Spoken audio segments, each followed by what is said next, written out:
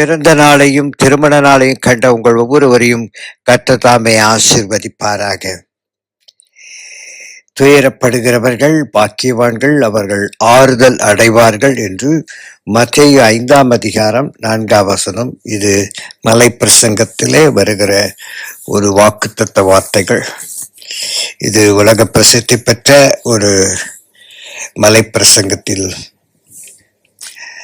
இந்த வார்த்தையும் ஒன்றாய் இருக்கிறது. கர்த்தருடைய வார்த்தை ஒரு ஆச்சரியமானதுதான், ஆனால் வல்லமையுடைய வார்த்தை. ஏனென்றால் அந்த வார்த்தை வானத்தையும் பூமி படைத்த சர்வ வல்லவருடைய வார்த்தை.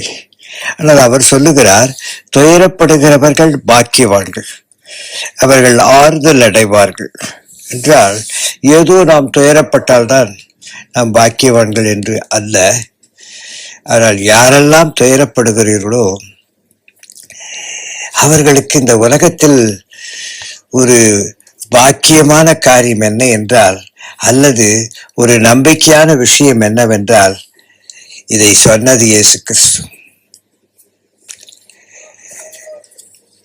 இதை சொன்னவர் ஏதோ ஒரு பொன்மொழி அல்ல, இது ஆண்டவருடைய வார்த்தை. அந்த ஆண்டவருடைய வார்த்தை என்ன ஆறுதலை தருகிறது? நீ துயரப்படுவாயானால் நான் இருக்கிறேன் உன்னை ஆறுதல் படுத்துவதற்காக. துயரங்கள் எத்தனையோ வகைகள் உண்டு. நாம் நினைத்தது நடக்காத பொழுது ஒரு துயரம், நாம் நினையாத சில காரியங்கள் நடக்கும் பொழுது துயரம். நாம் மரணத்தை விரும்பாதவர்கள் மனிதர்கள், ஆகையால் நம் வீட்டில் மரணம் ஏற்படும் பொழுது நாம் துயரம் அடைகிறோம். நம் வீட்டிலே வேதனைக்குரிய காரியங்கள் நடைபெறும் பொழுது நாம் துயரம் அடைகிறோம். துயரம் என்பது நாம் விரும்பாத ஒன்று, ஆனால் அது நம்மை வந்து அடைகிறதை நாம் காணுகிறோம். சில சமயங்கள் துயரங்கள் நாம் எதிர்பாராத முடிவு. சில சமயம் நம்மாலே நமக்கு துயரம் உண்டாகிறது.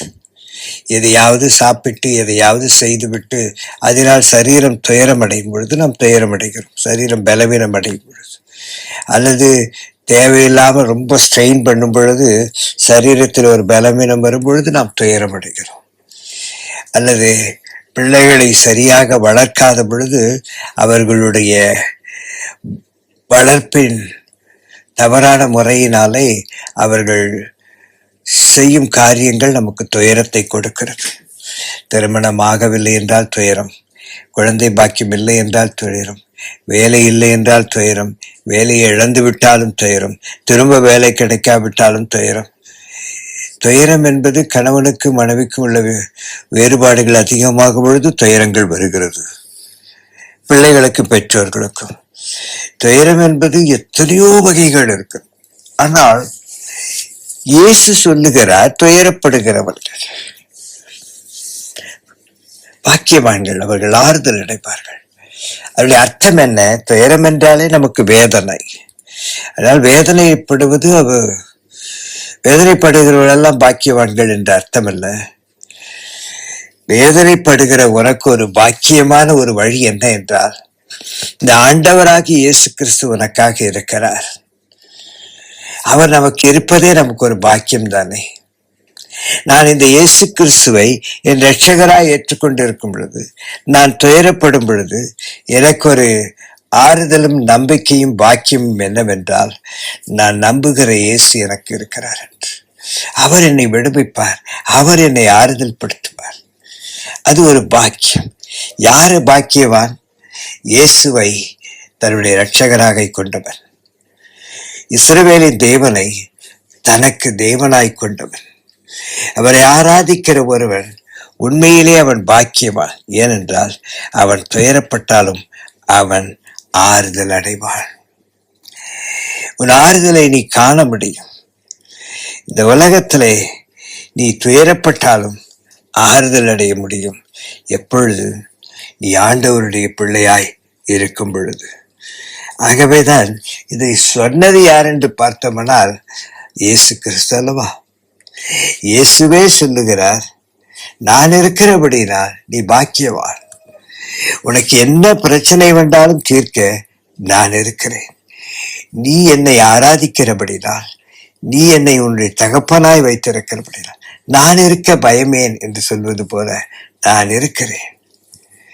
என்ன துயரம் வேண்டுமானால் வரட்டும், அது மனிதனால், உலகத்தால், உண்மையால், பிசாசினால், வாட் எவர் இட் இஸ், அதை தீர்க்க வல்லவர் உன் ஆண்டவராயிருக்கிறேன். நீ என்னை ஆண்டவரும் இரட்சகரமாய் ஏற்றுக்கொண்டபடினால் நீ பாக்கியவான் என்றுதான் அர்த்தம்.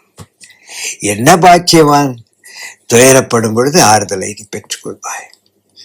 உன் துயரங்கள் நீங்கும்படியான சூழ்நிலைகளை தேவன் உருவாக்கி உன்னை மகிழ்ச்சியும் சமாதானம் அடை செய்து ஆறுதல் அடைய செய்ய வல்லவராயிருக்கிறார்.